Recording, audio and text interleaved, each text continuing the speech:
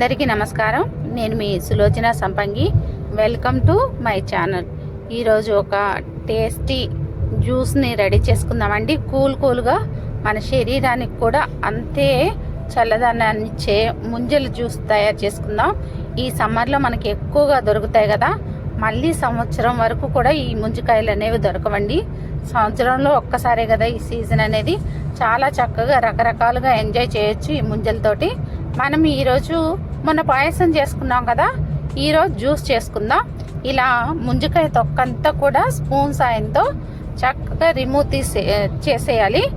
మనం స్పూన్ తీసుకొని ఈ తొక్క ఒలుచుకుంటే చాలా త్వరగా వచ్చేస్తుంది అనమాట. ఈ పొట్టంతా కూడా ఈజీగా తీసేసుకోవచ్చు. అదే మనం చేత్తో అనుకోండి జారిపోతూ ఉంటుంది, అందులో తొక్క క్లియర్గా క్లీన్గా రాదనమాట ముంజికాయ మీద.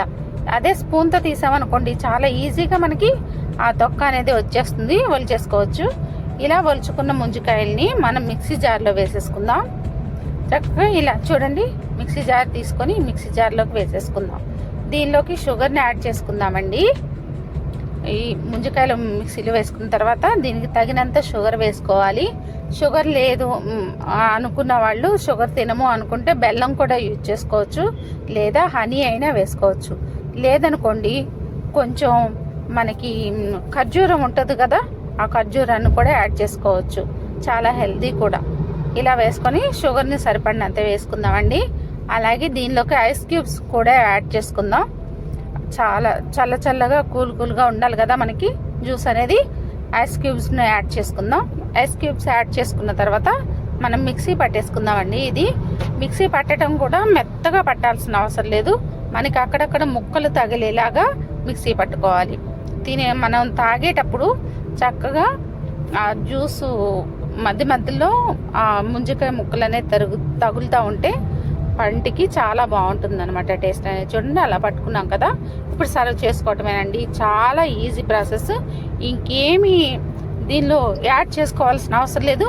ఇది సమ్మర్ కాబట్టి ఈ జ్యూస్లోకి మనం సియా సీడ్స్ కానీ, సబ్జా కానీ, ఇంకా కటోరా కానీ వేసుకోవచ్చు. నేనేం వేయట్లేదు, కానీ దీనిలో వేసుకుంటే ఇంకా బాగుంటుంది అనమాట.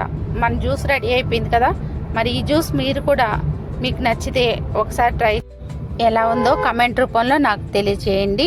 అలాగే ఇప్పటి వరకు సబ్స్క్రైబ్ చేసిన మా సబ్స్క్రైబర్స్ అందరికీ కూడా పేరు పేరున ధన్యవాదాలు. ఇంకా సబ్స్క్రైబ్ చేసుకొని వాళ్ళు ఎవరైనా ఉంటే సబ్స్క్రైబ్ చేసి నాకు సపోర్ట్ చేయండి ఫ్రెండ్స్. Thanks for watching.